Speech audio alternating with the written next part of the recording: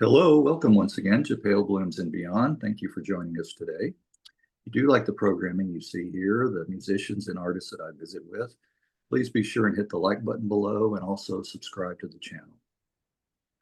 Phil King is an English musician who may be most known as a bassist in the band Lush. Known as the indie Zelig, Phil has played in his share of indie bands over the years. Mr. King began his musical journey as founding member of The Servants in 1986. After playing on the first couple of singles, he played in quick succession with Felt, Hangman's Beautiful Daughters, Apple Boutique, Biff Bang Pow, and CC Rider prior to joining Lush in 1992.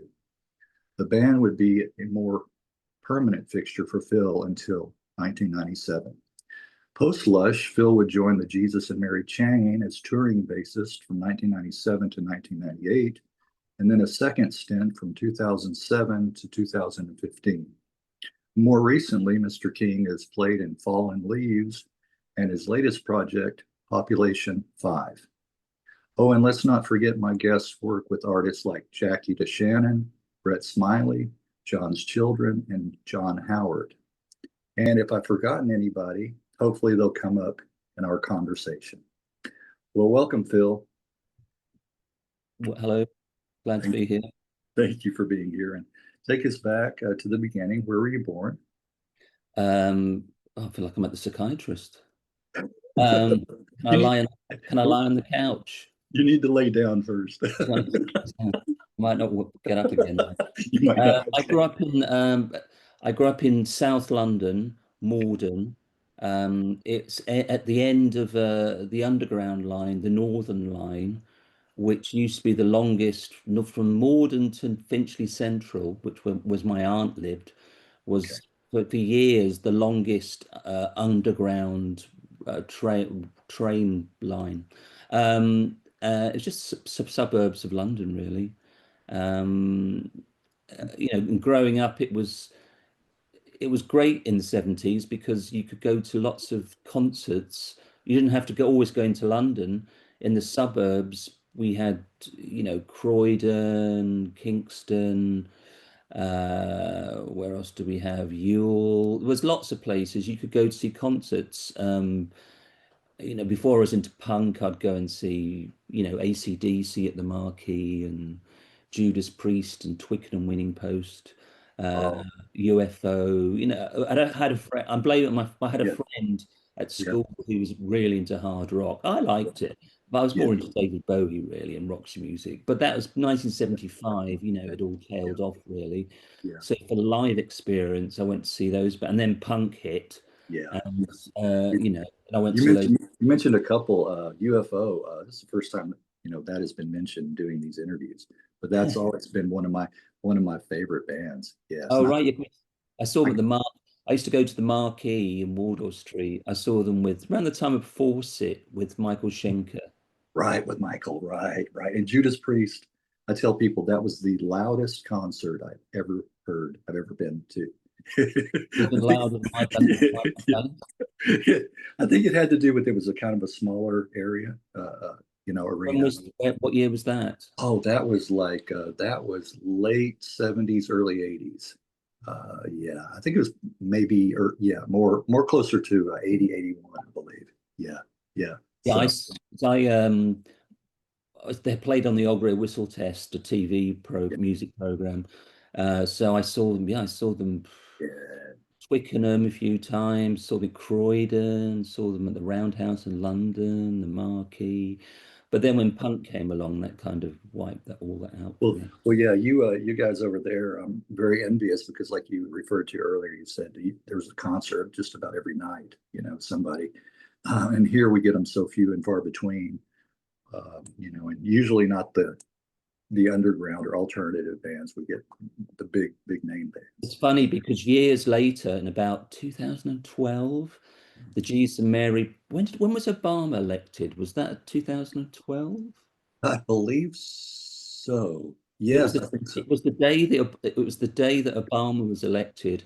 We supported REM in Santiago in Chile, And that was weird enough as it was, because we were talking to them backstage and they were saying, we're from Athens, Georgia. You don't know what it means for us to have, an Afro-American president. It's just, Right.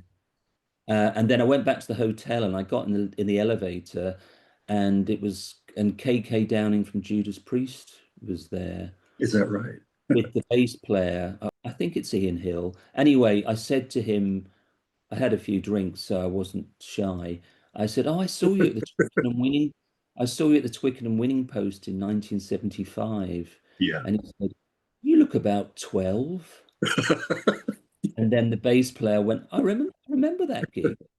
Oh, he did? Yeah, Ian Yeah. Hill. Yes, But bassist. they played it a few times because there was like especially then there was so around England and Yeah. Scotland, there were so many, universities, pubs, clubs. They Right. did big tours. It was, Right. it was exciting. Well, what bands and artists were influential for you? What kind of like singles and albums were you collecting, before you started, recording? I think there was always a problem, not at that age and not having a lot of money. So I tended to buy lots of singles, and then for birthdays and Christmas, I'd get albums. I guess a lot of glam stuff, really. David Bowie, Roxy Music, Mott the Hoople, Lou Reed, Sparks, Cockney Rebel, that kind of thing, really. T-Rex. T-Rex. T-Rex. Yeah. Although I kind of got I like T-Rex, but um, it was Bowie that really did it for me, and then on from that, and the influence that he had in terms of music as well, with Mott the Hoople and Lou Reed and Iggy and the Stooges, Yeah. That's, yeah. um, and then Yeah. of course when punk happened, that again was a very much, well, the albums, but there were like great singles coming out every week. Yeah. Yes. Well, what was the first instrument that you learned to play? Was that the bass? Well, I had a six-string guitar. Okay. Okay. In All right. about 77. The Okay. Beautiful Losers were originally called the Secret Society, and we sort of used to play in a garage, sort of punky music. And but then Joy Division happened, and again was just in just so influential. I mean, we sound like a junk shop Joy Division, really. It was so our main song was like we recorded a couple of months after transmission, and you can Yeah. tell the influence. Right. Right. Well, that's your guitar on a late night show then. It is, yeah. I ended up playing bass by default, really. When I then joined the Servants, um, John Moen, the guitarist, David Westlake, the singer, played rhythm guitar. John Moen, the guitarist, was such a good lead guitarist. He didn't need another guitar, and they had a bass from a bass player, so I started playing bass, um, and that's it really. And then I throughout I was playing bass really, up until a few groups I didn't play. CC Rider, I played guitar. More recently, I've been playing guitar, but Okay. I haven't picked up the bass in about 9 years now. I just play guitar.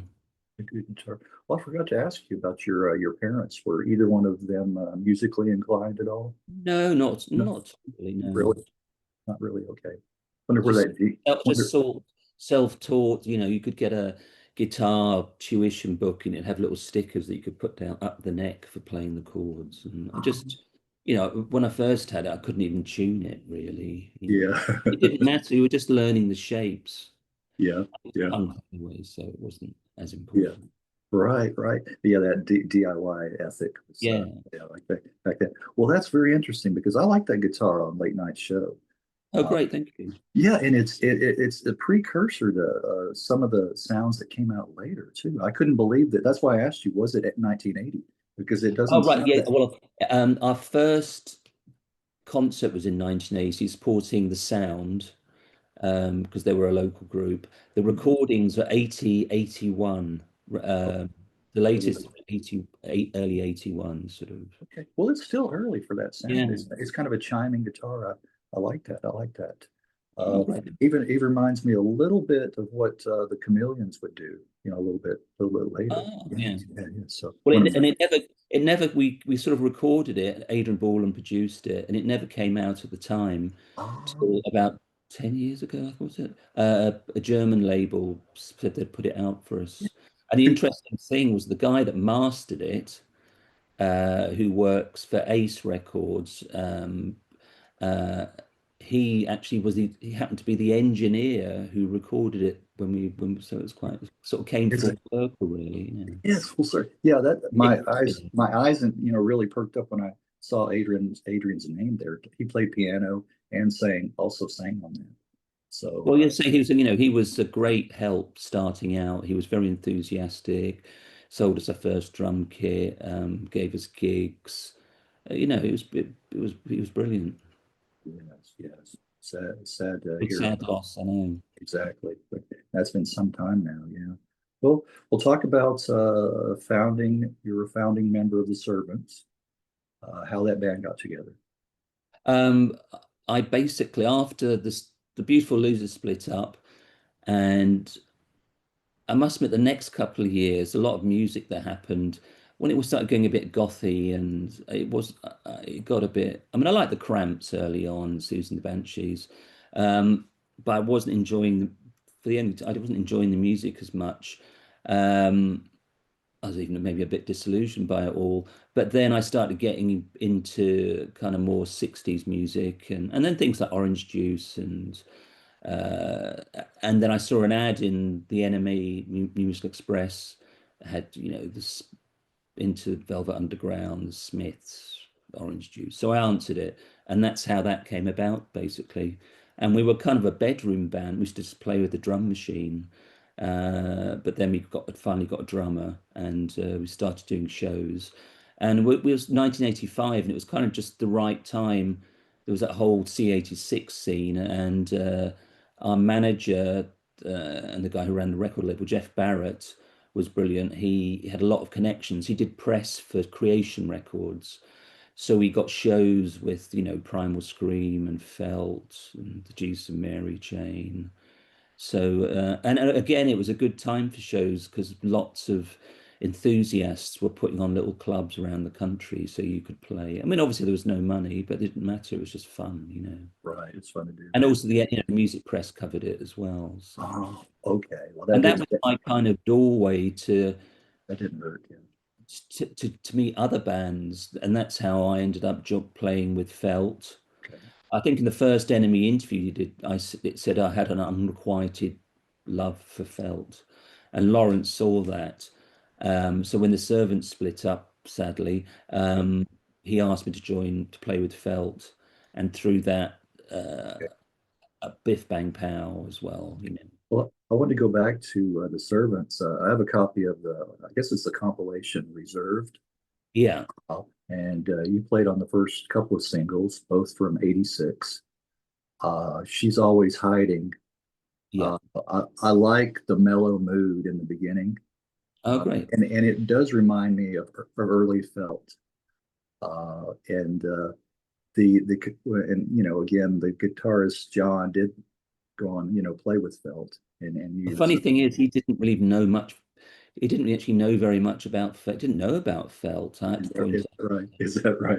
And I think actually Felt was a little thread that kind of kept me going during the early 80s in terms of guitar music, melodic guitar music, Yes. songs and Morris D. Banks playing, well, the whole thing really, Oh, it was very beautiful. love, Uh, love, love Felt, love Felt.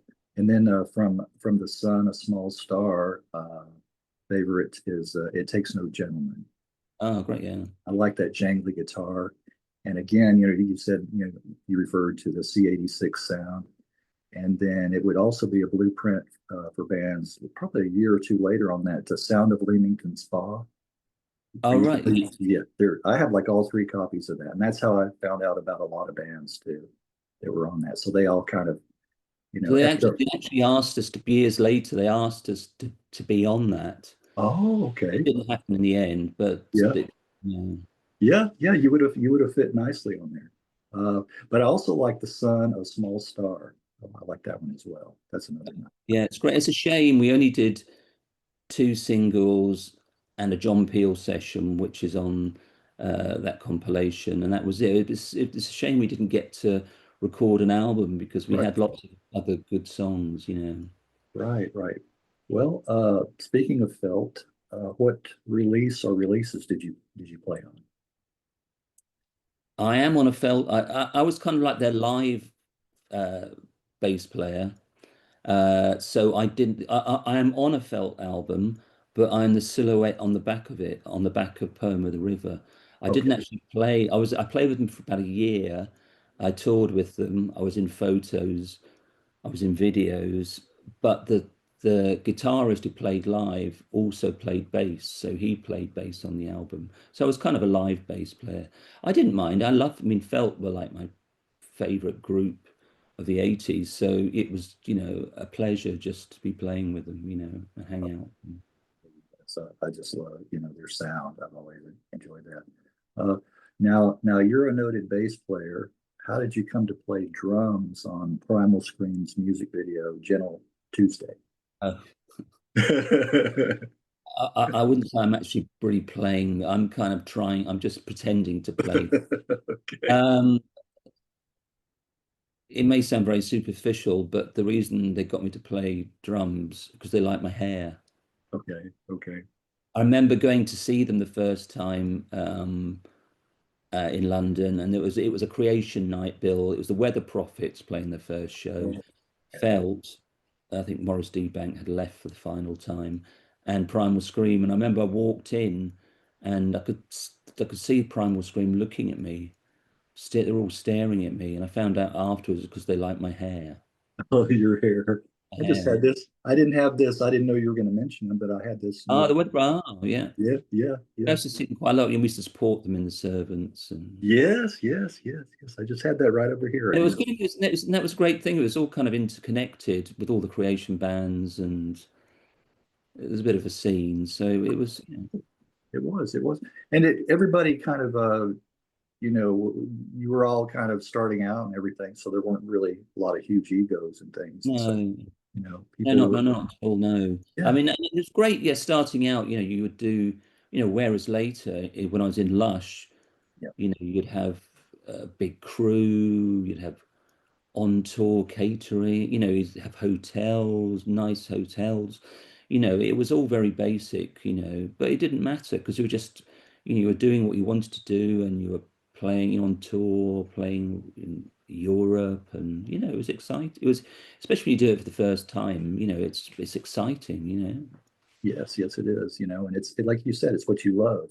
It's Yeah. well, Hangman's Beautiful Daughters, you played on a couple of releases in the late 80s. Uh, That was yeah, kind of well, my girlfriend was actually the guitarist in the band, Sandy Fleming, who's also a photographer. Her photos are really good from that period. And their bass player left, so I was just kind of helping out really. And then one thing led to another. They were doing a European tour with the television personalities. Do you know that? yes, I know the Jet Television. And they said, "Oh, do you want to come along?" And so it was just helping out, really. And again, it was good fun. It was nice music. But isn't that, didn't they have I know where Sid Barrett lives? Is that Yeah, television? Yeah, yeah, yeah, exactly. Yeah, I know yeah. this.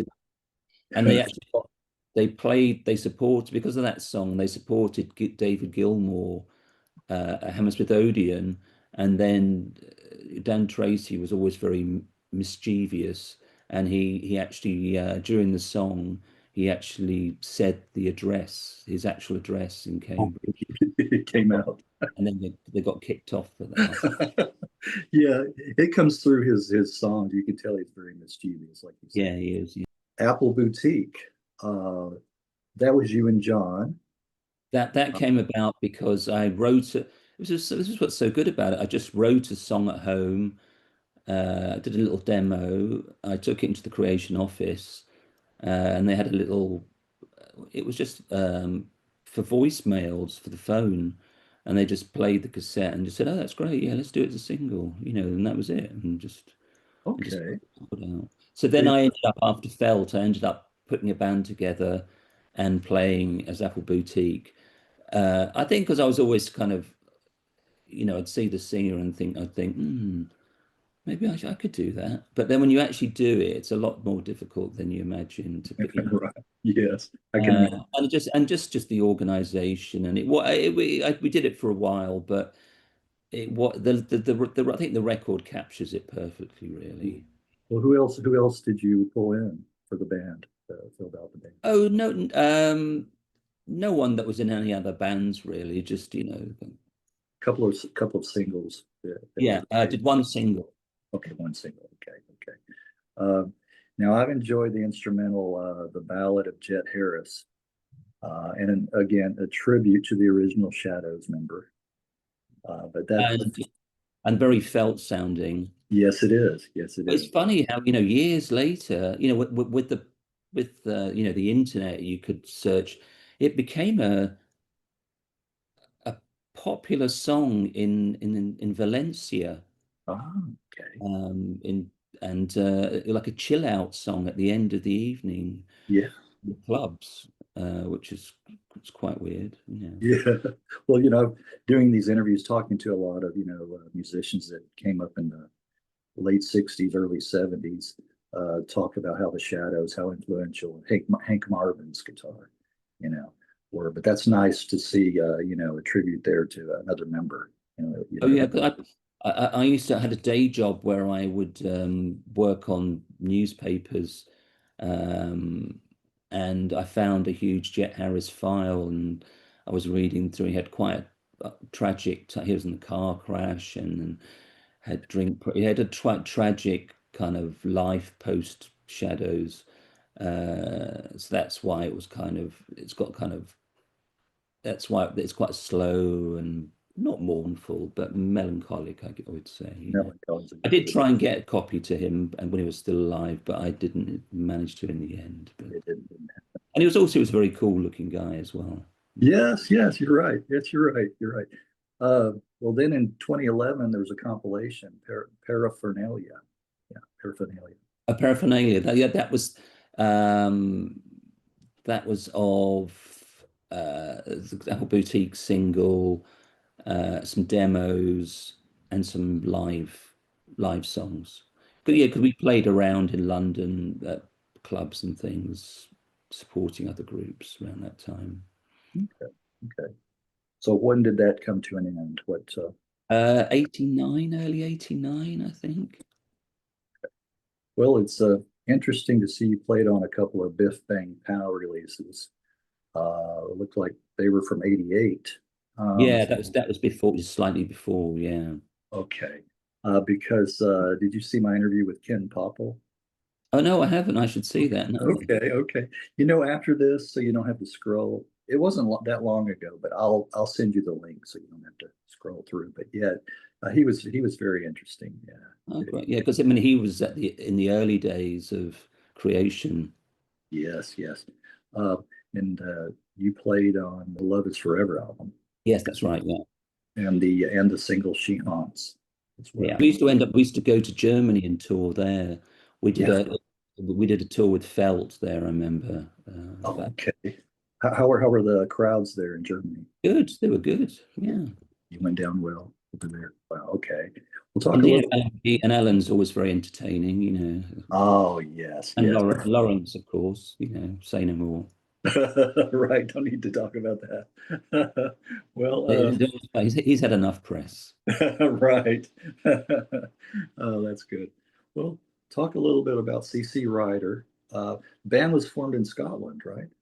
It was actually the main guy, Stephen Sands, was a friend of it was East Kilbride, who was a friend of Douglas Hart, who was the bass player from the Juice and Mary chain, who I knew, uh, and they needed another guitarist. So it was and that's the great thing about being in London as well. These opportunities would arise, and that's why I ended up playing with so many different people, really, I guess. And also, lots of, that yeah, some groups have longevity who are successful, but a lot of, when you put four different people together, and it can be quite fractious at times, or it doesn't work out, it's not working out, and it puts pressure on the group, and there's no money, and and things fall apart or whatever. Yes, yes, they do. And It then does there look. in another case, they were that we were meant to do an album, and then the record label sort of went bankrupt, I think, and so it never happened. Another one, there's unreleased songs by them that we recorded Oh, is that that? should put out as an album at some point. I mean, it's the only thing. It's but yeah, one of the few things I've recorded that's never come out. It's good, and it's good too. Well, you did play on the "She Sings Alone" single. Yeah, I noticed that. She sings. No, I played on the next one, Oh, Stolen Heart. oh, was it okay? Yeah. That might have been a typo.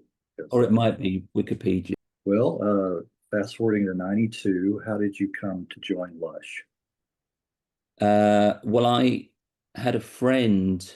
I'd seen Lush live, because they're kind of ubiquitous, really. They were early on. They did lots of support shows. Saw them supporting the House of Love.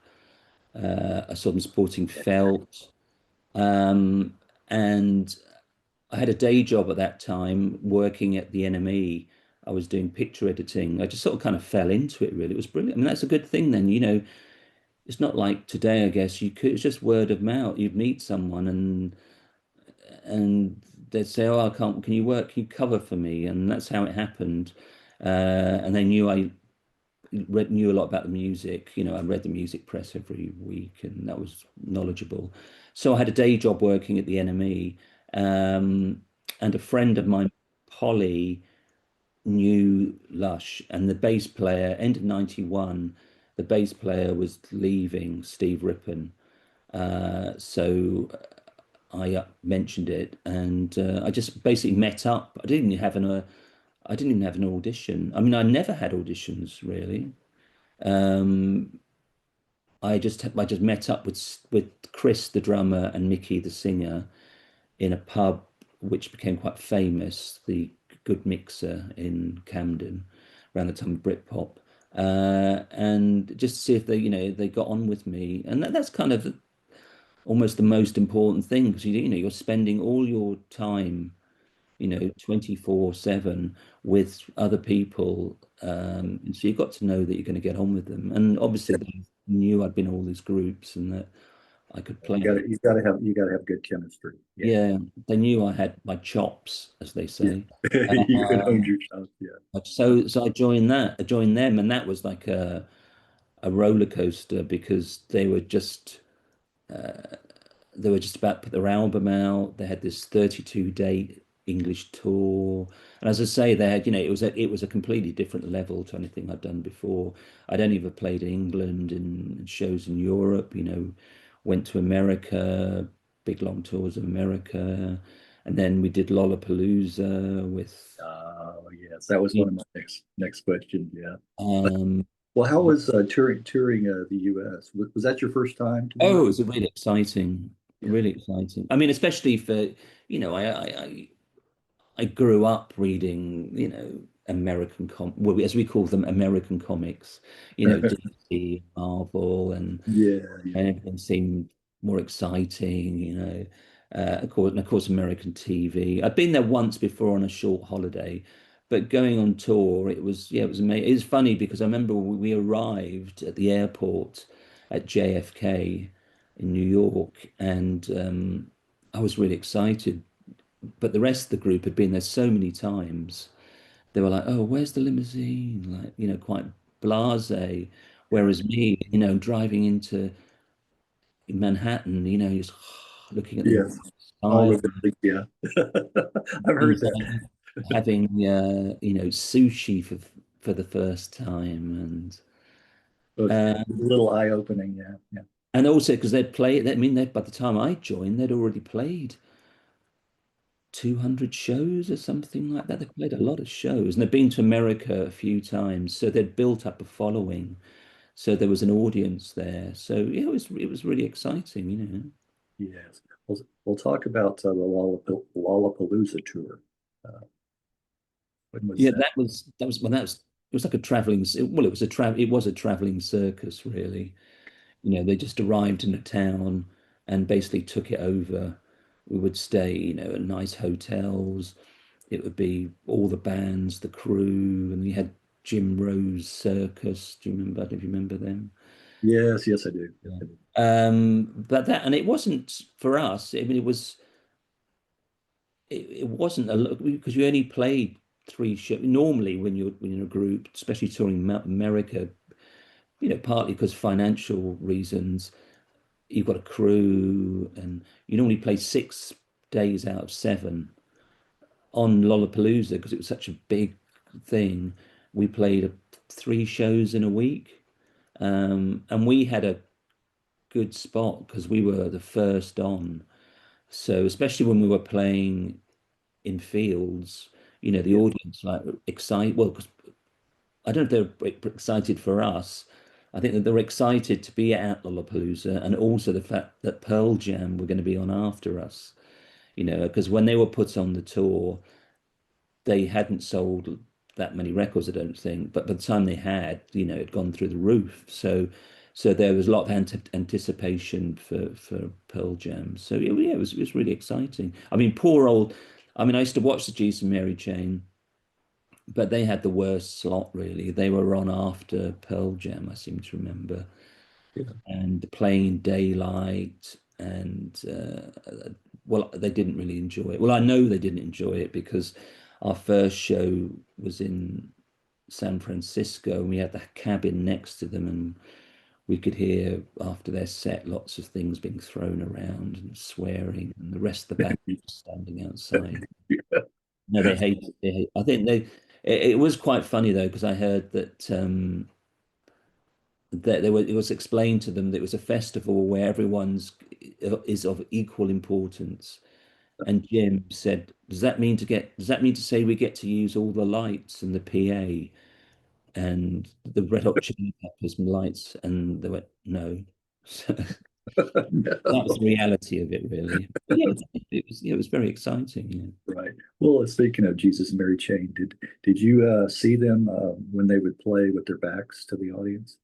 I didn't see them that early because Yep. they had those early shows, and then there was had the riot, so they stopped playing for a while. And when they started playing again, I was actually playing with the servants, and we actually played at the Hammersmith Palais supporting them.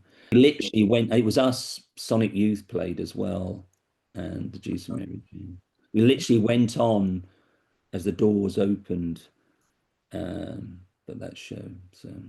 And then I knew Douglas, the bass player, and I did actually audition for the Jesus and Mary Chain before I joined Lush back around the time of Automatic. Okay. But as a rhythm guitarist, they decided they needed an extra guitarist. For a while, they had the reason I joined Biff Bang Pow is because the bass player was tour managing the Jesus and Mary Chain, and then ended up playing rhythm guitar for them. Um, and then Dave Evans, and then for whatever reasons they stopped using him, and they needed another rhythm guitarist. So I auditioned for them around the time of Automatic, which had been end of '89, I think, '89. And I was told afterwards by them that I don't know how true this is. William says I didn't get the job because my shoes were too pointy, which is rich coming from them. Jim says they tossed a coin and I lost the toss. So this guy Ben ended up joining. But I got there in the end. It took me a few years, but Yeah, yeah. I had an interview, and I don't remember the band, but there was one tall member, and all the others were like, normal height. They got rid of the tall guy, and they got another one that was the same height as the other members. So Oh, when it was we're, I know back in the 60s with the small faces, that's what they did. oh yeah, that was the reference. Yes, they did that. They Yeah, were all quite small. yeah. And the guy I talked to, they said, yeah, we copied what they did, and yeah, did the same thing. Had them all the same height. Wow. Well, I just wanted to mention a few tracks from Lush that I have an affinity for, that I enjoy, and get your feedback. Of course, my one of my favorites, Love Life. I think that's probably a lot of fans' favorites. Monochrome is another one that I like. Oh, Yeah. You know, Monochrome is one of those songs that because that's the thing when I joined Lush, I tried to learn the bass lines, and they all laughed at me. So what are you trying to do? Because you never get them because they're especially Emma's songs. They don't play root notes. They play thirds and they're very and that's what makes the songs so interesting. They're not doing the normal thing. But Monochrome when they recorded it, Robin Guthrie said, because every section changes. I don't think there's any section that is the same. Because normally there's in a song, you've got the verse, it's played a certain way, the chorus, and it repeats, you know. Yeah. But this would change every time. The verse would be different, the chorus. And when they were recording it, Robin Guthrie, the producer, said, you know, how do you expect anybody to be able to play this? And I don't think Steve, the old bass player, ever learnt it. So he had it on a piece of paper on the stage, and I did as well. It took me, God, 6 months to learn it. Did it? Yeah, I remember one show we played on the English tour when I joined. Somebody, this is so embarrassing. Someone stole it off the stage because we played it for the encore, and when we came back on, we had to ask for it back. Get it back. I mean, I learned it eventually, but Yeah, not an easy song to master. Yeah. no. Yeah.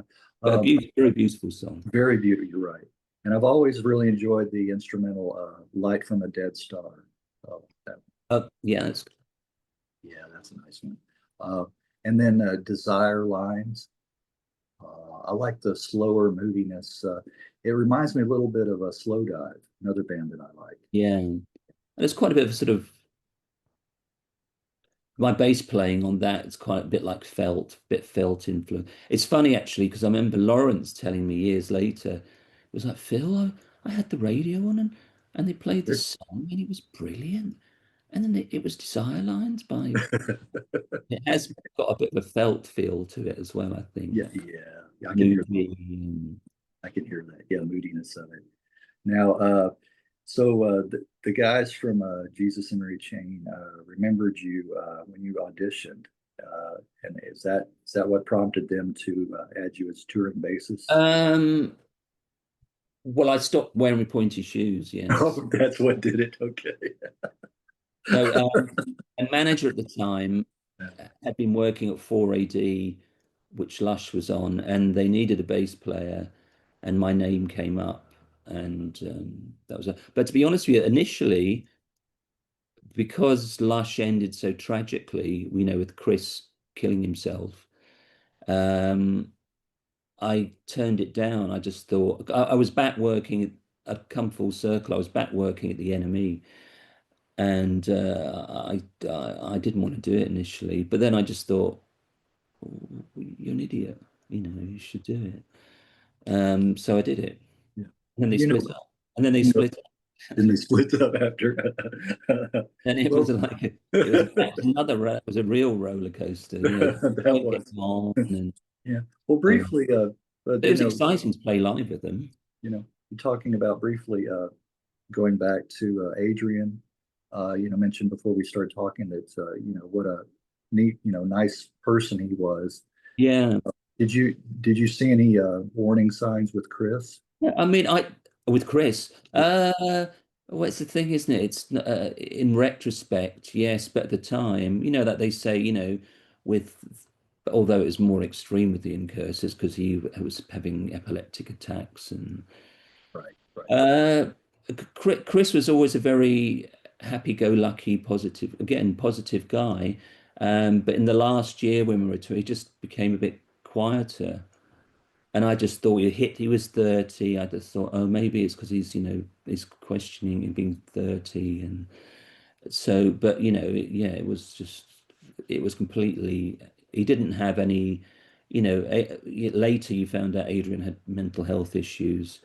Chris didn't have, well, up to that point. He got right before he died, he started, he was suffering from, he couldn't come on tour, which was, he was depressed. And well, we don't, it was around the time when people started taking Prozac and the doctor recommended Prozac. And at that time, there were cases, not, that's the thing with suicide because you're trying to find.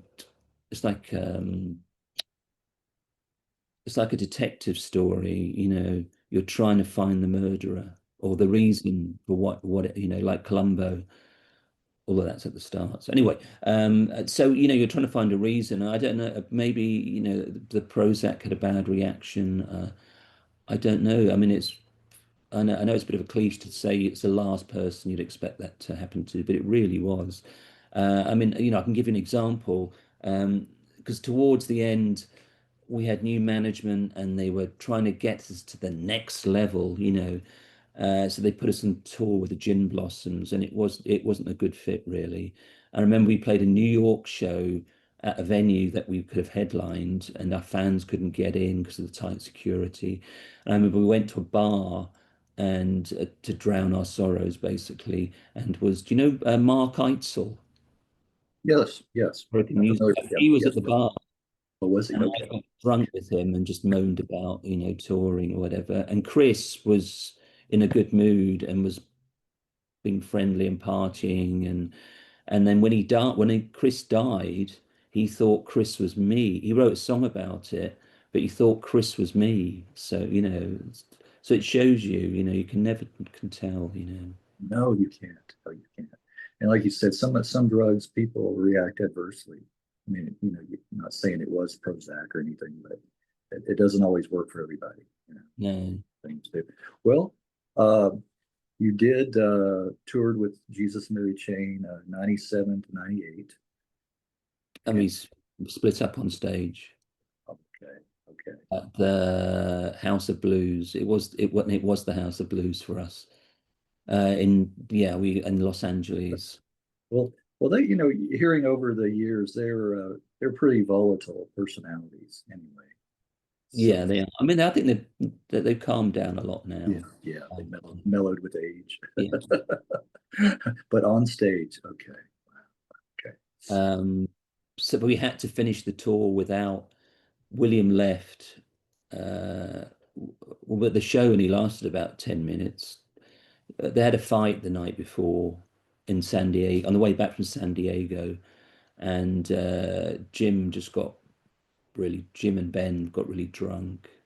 And when we were playing the show, Jim was just it. When someone's singing just baby, baby, baby, we didn't know where to change. It was about the length of probably one of their early shows. It was about 15 minutes. And then William just left after that. So we had to do the rest of the tour without him. So it was a bit Spinal Tap, really. Okay, yeah. Our next show was in San Juan Capistrano at the Supper Club. We set up William's gear just in case he was going to come, and he didn't. Gotcha. And then we had to, because he sang some of the songs, we Yeah. couldn't do those songs. So we had to stretch out the song Reverence for 15 minutes. So we played the allotted time and got paid. Oh, you really stretched that one out. And then the last show in America ended up, it got No. cancelled. The promoter disappeared. Um, and I wasn't there because I was seeing friends, but some of the band and crew nearly got in a fight with the cast and crew of Riverdance in the Is hotel, is that right? who I'm sure will be very good, nifty on their feet. So, Is that and then the last show ended up being Thessalonica in Greece, and then that was the fell apart. That was it. But it's tales? funny. It's funny when you're younger. Time's much slower because Yeah, we yeah, split up in '98, yeah, then we reformed in 2007. yeah, So it was only 9 years, yeah. but it seemed like a long, long time. As and I'm sure it seemed even longer for Jim and William. Right. Um, Yeah, and that eternity. was that was a big, that was a big comeback.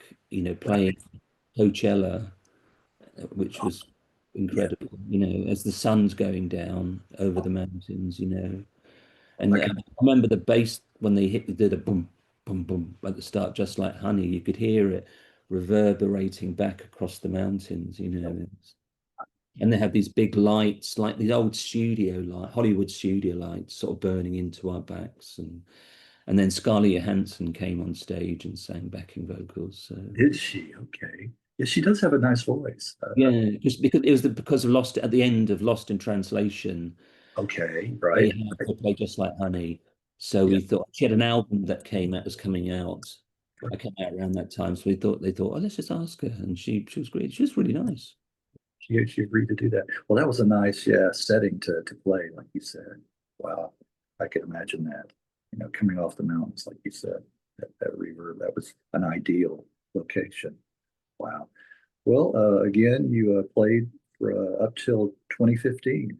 Yeah, but I swapped, you see, because I was the bass player, and then the guitarist they liked Mark. They liked him, but he was doing. They said it's a bit like that thing being too tall. He was bending his knees too much. He was doing the indie knee bend. Oh, It okay. wasn't cool, they said, but Yeah. they liked him, so we swapped, and I went on to guitar. So on the Psycho Candy tour, I played guitar. That was the last year, the Psycho Candy, which was fantastic. Playing the whole of Psycho Candy, That's one of operating my those favorite. pedals. There's the Chennai fuzz wah pedal, and you'd switch it on, and you could just they're like bunnies, rabbits in your headlights. The audience, they're just like. A deer. Yeah, yeah. So that was very exciting. But then the Lush reunion happened. I mean, that was 20 years since we split up. Yeah. So then moved over to doing Lush again. Yes. How was that being back with Lush? It was like, to be honest, it was like going back to an abusive relationship. It wasn't. No, it wasn't great, to be honest with you. I mean, I was only going to do it for a year anyway, because I had a family at home. Um, I had a day job I was working, so I wasn't seeing my family enough. And as I set myself and say, like a disgraced politician, I needed to spend more time with my family. So I was going to do it once that year, and because quite often when bands reform, it's ever decreasing circles. Yeah. I mean, it's some bands do it's more, slow dives. It's amazing for them. Yeah. Is that this built up, have got bigger and bigger. But yeah, it didn't get on that well, really. Well, not with I got on fine with that Emma. It was with Mickey basically, and in the end we had a fight, and I just when it came to physical violence, I just thought, no, that's it. So I just walked, really.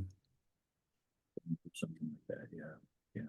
Well, here's another common thread. You helped produce and played bass on John Howard's 2005 album, As I Was Saying. Oh yeah, that was before. Yeah, I did. Uh, Yeah. yeah, I played bass. I didn't produce. Yeah, I did play bass on it, because also, yeah, during that's another thing, another string to my bow. So I went back to picture editing, um, and actually before that, I did picture editing, uh, and I was doing compilation. I had lots I collect esoteric weird records. And there's a label called RPM, and I did compilations of junk shop glam, obscure glam. Yes. Yes. I may have that one. I may have that one. Oh, great! Yeah. Yeah. It was popular, actually. Yeah. And if I may, I'll give it a plug. I've got another one that's coming out on July the 11th. It's a follow-up to my My one. I did. birthday. My birthday. Okay, Oh, is it? great. Oh, brilliant. Just for my It, birthday. I did a box set called All the Young Droogs, Oh, and but I've got another one called All the Young Droids, and it's junk shop synth pop, so it's obscure synth pop. oh, So, yeah, so back then, and that's how John Howard, his album was reissued on the same label, yes. and did some shows. So I played with him. The same with Brett Smiley as well. That's, I you know played. that Cherry Red is my go-to label. Oh, Brett, yeah, they did some Yeah. great stuff. Oh, they do. They and all of their subsidiaries and that. And I think I picked that one up. I think I did. Yeah. And I'm trying to think who else was on there. Well, that was that was a case where Yeah. Yeah. um, he did one single, and then Mhm. when the internet kind of started, oh, we did I don't know. I managed to track down a friend of his, and he put me in contact with Brett. And Brett said, "Oh, did you know we made an album as well?" And I was like, "Really?" So he sent me this cassette tape, and there's bits of it where he's accidentally switched record and wiped it. Um, and I just thought the album was fantastic. So I got RPM to put it out. And there was other groups as well, like Milk and Cookies. I got that reissued, and there's a few other bands that got stuff reissued from that Oh, period. well, that's the kind of work that I would like to do too, That But kind it's of, good. It's good fun. yeah, yeah, it That's is. the main. I keep saying it's got to be exciting and fun. And especially when you're doing, and the Lush reunion tour wasn't very much fun, really. It's difficult because also you had a lot more riding, like because it's in the old days. You would the record label you didn't make lots of money, but the record label took the losses. But when it's your own money, it can get a bit hairy at times. Well, that's fascinating. I was going to ask you too about that. You're with the NME, and also you also worked with Uncut. Yeah. Yeah, I always, well, I guess the thing is for me, I started reading the music press at the age of 12. So it's over 50 years I've been reading the music press. And my day job, I'm a picture editor on an Uncut music magazine, but we also do specials. So I do editorial research. So I've got a background in doing that. So these kind of compilations is just digging a bit deeper. And I like the fact that because these are sort of artists that would never get into the music papers or whatever because didn't have a career really. So there'd be no reason to write an article on them. But put them into a compilation or whatever with a genre, it really works. It And does. it's pretty popular in America actually. Those compilations as well. Yes. I pick up a lot of those, and that's where I find out about a lot of bands and artists, like you said, especially those various artists, Art, Cherry Red. Just when you think they've, drained the swamp or I drained, know. Yeah. There's. they come up with another niche, Yeah. something, and just, uh, well, that's fascinating. I would love to do that kind of work as well.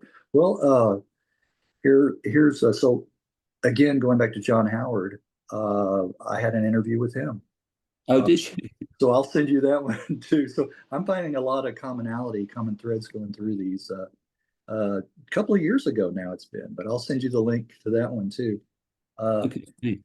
yeah, and then that you mentioned the junk shop, uh, synth shop, uh, Bit of tongue twister. Junk yes, shop in pop.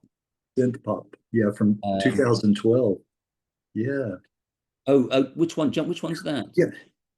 Oh, the Junk Shop Synth Pop's the one that's coming out soon. Was it a live show that you did? A junk shop synth shop, junk shop synth shop What's set that? set. It was a set from 2012. Oh, right, yeah, that's that. I DJ'd. Okay, that's what I that is. DJ'd. It's Okay. been a long because that's the thing with some of these. They take a long time to get. You've got to have a lot of patience. It's Yeah. taking me 10 years to do this compilation, the latest one. Right. Um, it was meant to be on another American label called Captured Tracks, and it had a different title. It was called I Remember Tomorrow, but that kind of just petered out really, and then found a new label, and contacted. And it's a lot of what you have to contact the artist. But as I said before, like detective, I enjoy it. The detective work, tracking them down and.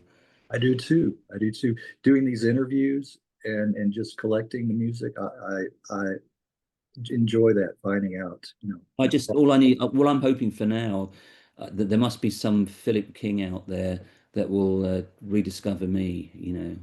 yes. Be a matter of time. Well, I'm here. I mean, Okay, good. there we go. Well, this might be the moment. This That's might. right. I'm serving a purpose here. Uh, well, 2013, Fallen Leaves.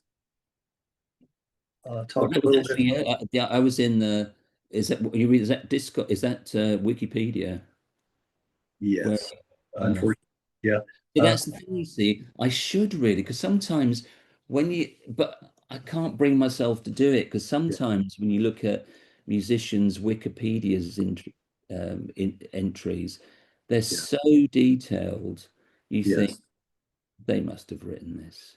yes, But at yes, least the facts are right, whereas my one, it's not correct. A lot of the information, it's not correct, but I can't bring myself to go in and change it. The Fallen Leaves, I had seen because Rob Simmons from the Fallen Leaves was in the Subway Sect, who I did see back in 1977 on the White Riot tour with the Clash and the Buzzcocks, and I was a fan of his playing. And I saw them playing once, and that point, because there's a few other bands in between that didn't put records out and things. I was playing in the '60s French covers band, and I saw them. And they needed again, the usual thing. They saw me playing. They needed a bass player, so I played with them and I played on their albums. But it was kind of like a hobby. We were doing it after work, and it was just fun to play, We'll, really. we'll talk about the connection with the Subway sect. I did a written interview with Vic Goddard a couple of years ago. Yeah. You know, and I can send you the link to that if you Well, Rob, would be do you interested. like the Subway Sect? Yeah, yeah, There's do you know the magazine Ugly Things?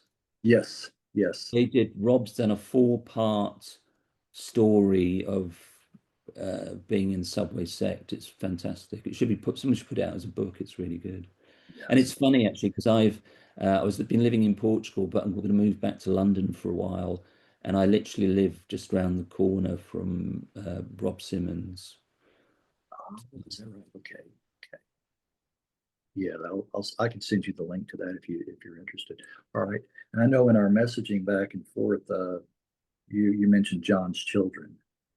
Yes, that's another one where I just got a call. We need a bass player. They'd heard through a friend of a friend, and I always liked John's Children. So yeah, that was great. I mean, especially playing with artists who, well, not only were they from their 60s, they were in their 60s then, which seemed old to me at the time. But Right, right. now I'm in my 60s, so I'm older than they were then when I played with them. But no, it was exciting, especially Chris Townsend, the drummer. He'd played with the Who. He'd covered for Keith Moon and the Who. Right. And when we were rehearsing, he would tune down his drums so Yeah. they'd ring like timpani.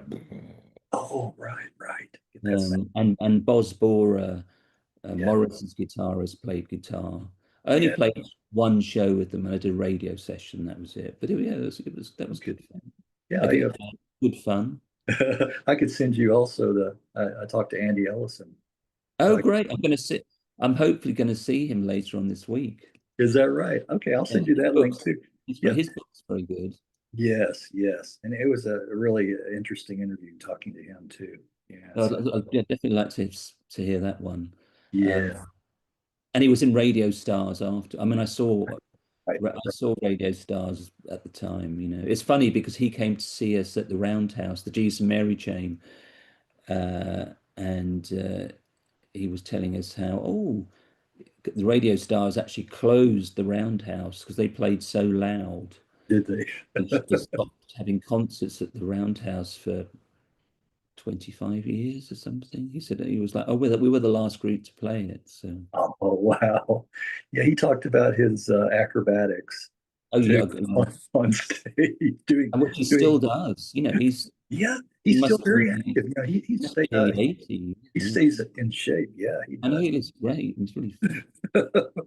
Wow. Well, Jackie DeShannon, what a Oh, songwriter. that was through that was through RPM actually. She was Okay. coming over and they needed a band. Okay. So yeah, I ended up playing bass for her. She was lovely. She was really nice, a legend. Yes. We used Yes. to go to She was telling us about, Elvis Presley pajama parties and stuff like that, and a brilliant songwriter. Um, Yes. Quite a songwriter. But you earlier mentioned referred to Brett Smiley. Uh, yeah, I know he was in the glam scene in the he UK. was, yeah. But he came over to London. He was managed by Andrew Loog Oldham, the Rolling Stones manager. and he came over to London, did the single, did some TV, and then the album just got shelved. It's sad, really. And he's sadly no longer with us either. Exactly, exactly. Another one that's gone. Well, so Population 5, is that your latest project? It is. So after Lush, it did feel like that's it. It's over. I've had enough, really. Um, so I didn't play guitar but it just gathered dust really for 4 years or something, 4 or 5 years. I'm trying to think, 2000, yeah, 4 or 5 years. And then a friend of mine was playing with some musicians, and they had their own rehearsal space in Porto, and they said, "Oh, do you want to come along and play?" So it just happened that way, kind of organically, really. Again, fun, and again also creatively, because in Lush and the Jesus and Mary Chain, I didn't actually write any of the songs. In Lush, I didn't even write the bass parts. I mean, occasionally I did a couple of B-sides, and a couple of songs, but they kind of, Mickey and Emma kind of wrote the whole thing. So, and the Mary Chain, I was playing what had been played before. I did play guitar, lead guitar on the album before last, on one track.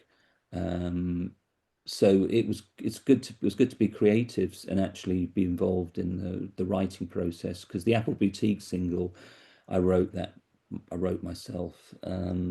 So yeah, it's been enjoyable. And also because having a day job as well, working, I work part-time, 3.5 days a week. It's an interesting job. It's music related. And when you're not, there's a lot of pressure, especially when you're younger. You want to succeed. You want to be famous. You want to make money. And people around you. This single hasn't worked or whatever. So when and you got to a point. I mean, even in Lush the first time round, where we were so busy doing other stuff, we couldn't even play on some of the B sides, and we had to get we had to get someone else to play on it, the engineer. We're doing covers, but still, it was kind of like, this is wrong. Why are we this? It should be it's about the music, and that's the most important thing, is the music. So I feel like I've come full circle, and especially the Population 5 album, we recorded that analog on tape, and we recorded it on 8-track, and that was going full circle to when I first recorded The Beautiful Losers. And you realize recording like that, it captures so much energy on the tape. Right. And also I did the West 11 as well. And that did, if you know about that, with No. I did an album with actually a friend of mine had some songs, and he asked me if I'd help play on them. And then we found out that, Beth Hirsch, she was in Air, she sang on Moon Safari and co-wrote a couple of the songs. Yes, yes, yes, yes. Anyway, she kind of had been living in Portugal, in Porto. So we contacted her and got her involved, and we recorded an album, recorded at Bosbora studio in Portugal. And that was good as well. It's a bit more. I'll send you a link. It's a bit more laid back. It's nice though. Oh, I would like that. That would be up my alley. Yeah, yeah. Well, who coined the description for you, the indie Zelig? Um, yeah, as I was saying earlier, I should probably copyright that before someone Yes. nicked it. A journalist called Pete Perfides said it. Okay. If I ever did a book, I Uh, think that'd be a good title. Not yeah, that I I'm think planning it, but but yeah. yeah, good title. I think Indie You Zelig. better. I think you better hurry up and trademark that before somebody I else. know, I know. I should. But I think it's a good description. It's an apt description for you. You know, Yeah. who was it? One of the guys that I talked to recently, when I told him I was going to talk to you, he said, "Oh, yeah, he's played with some bands." I mean, he was like, "Oh, he's played with his share." Yeah. Oh, So, cool. so uh, your name, yeah, is definitely out there. Or as Ellen McGee said to a friend he said, "Oh, Phil, he's a musical tart." You put it that way. Which if I ever did do a book, I'd have to ask him if I can put that as a quote on the It's, back. right, right. Ask him as well. Yeah, well, I appreciate it. And I want to thank you again for being up, for doing this. You weren't one of the ones I didn't have to twist your arm, to do this. A lot of them I have to kind of coerce a little bit, you know. So you were up, willing and able to do this. So Well, I'm a professional. I'm used to doing PR. I mean, when we're in Lush, we used to do so much yeah, press. right, right. So you're Funny comfortable. now because last year Emma and I had there was a little Lush film I made from Super 8, and we went round showing it at various places here and mainland Europe. And when I was younger, I used to be so shy, Yeah, and I couldn't talk if there was a table full of I'd find if there was a room I couldn't talk. Whereas now I'm quite happy to talk in front of an audience. It's that right. it's You good. know, I've never become comfortable doing that up in front of an audience. I can't do it. I can do this, one on one. Well, that's why it's fun. I never had a problem playing live on stage an instrument, but Yeah, to actually talk would be, is different. Because I think also when you're on a stage, it's kind of a controlled environment, right, so right, it's quite safe, really, unless you've got some heckler, of course, or something. But. right, right. And if you're in a band, you have others that they can be focused on, not just you. Yeah, yeah, So and you're playing the same set every night. there you go. There you go. All right. Well, Okay. Phil, I like the background with the sun coming through the windows too. That's a nice effect too. I like Oh, that. good. It's Yeah. kind of makes me look like religious icon. I was gonna say there's a glow around you. That was Not what you were the going first, for. you're not the first person to say that. Okay. That was the effect you were going for. Okay. All right. All right, Phil. Well, it's been Okay. very enjoyable. And I will send you this, like I said, in about a week's time. Okay. Thanks, Greg. You're very Okay. Take welcome. care. All right. You have a good rest of the weekend. Okay. You too. Bye. All right. Bye bye for now.